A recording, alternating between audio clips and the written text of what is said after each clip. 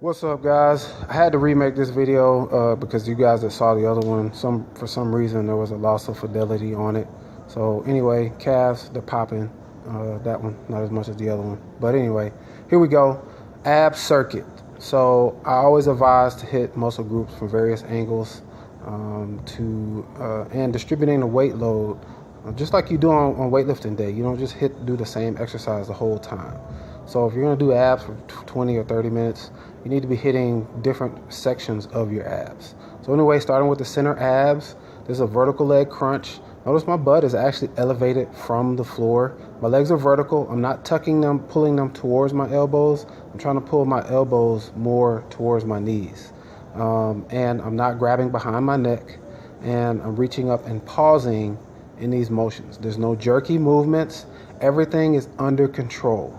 The worst thing you can do is jerk all over the place and go all fast, and you're defeating the purpose of doing abs. And keep in mind, if you're not lean enough, you're really strengthening your core, so they're not useless, but you're not going to get a six-pack laying on the floor doing abs, all right? Or you're not going to be able to see it anyway. So straight into some leg scissors. Notice when my legs are moving, my abs are working, but not as much as my hip flexors. That's why we pause at the top and the bottom, so that the abs can get a good period of engagement. All right, straight into some sit-ups, which unassisted sit-ups, meaning nobody holding your feet, is better because you can't engage your hip flexors. Keeping your feet on the floor and your heels fairly close into your butt is the best for your abs, and you get a good burn doing this. If you can't do it, you can straighten your legs out and do the sit-up that way. If you can't do it that way, hold a weight in your hand. It actually makes it easier. So doing them properly and exercising the proper technique is the proper way to really develop your abs in the ab definition. So next, I'm working on my right oblique, and we're doing a side V up here. So I'm laying on one butt cheek. If you need to put more layers beneath you, a lot of females complain about this bothering their hip. Now, I'm not laying on my hip. I'm laying on one butt cheek. So you should be centered on one butt cheek. Notice again, I'm not yanking my legs up. Everything is under control. All right, this is a side sit up. All right, still working that same right oblique. And you'll see here, I start to open up the elbow as much as possible to extend the abs as much as possible, and then coming up and contracting. There it goes.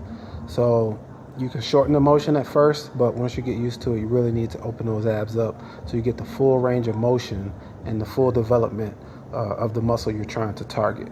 All right, next we're going to a side plank hip raise. Notice I'm not touching the ground, so this oblique is working the entire time. At the very top, I'm squeezing it. I keep my hand there just so I can feel it working. If you can do this. Now you can put a hand down if you can't hold yourself up, or you can cross that top foot over, and that will also help you to stay up if you can't just hold yourself up on that one shoulder like I was doing there. All right, and the last one for this oblique is a side plank rotation. A lot of people tend to rotate their hip away. My hips are coming towards the camera when my arm comes down.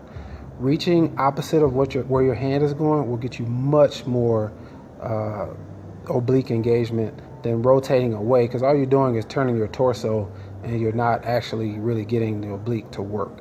So if you want that definition in the oblique, you got to turn towards the hand that is coming down. All right, so now I'm already on my right elbow, so now I can go straight to my left oblique since I flipped over. And notice again, my feet are together and there's no jerky movements. Everything is slow and controlled. If you're rushing through your abs and just trying to jerk all over the place, you're really defeating the purpose. So please stop doing that. It's nothing more annoying than me saying that and people just get down there and start jerking all over the place. That's annoying. Straight into side sit-ups, opening that elbow up, coming up and really squeezing at the top. Focus on the muscle that you're trying to contract and really squeeze it. All right. And really open that elbow up when you go down. Notice on none of these exercises am I locking my hands behind my neck, because that's just a recipe for hurting your neck. All right.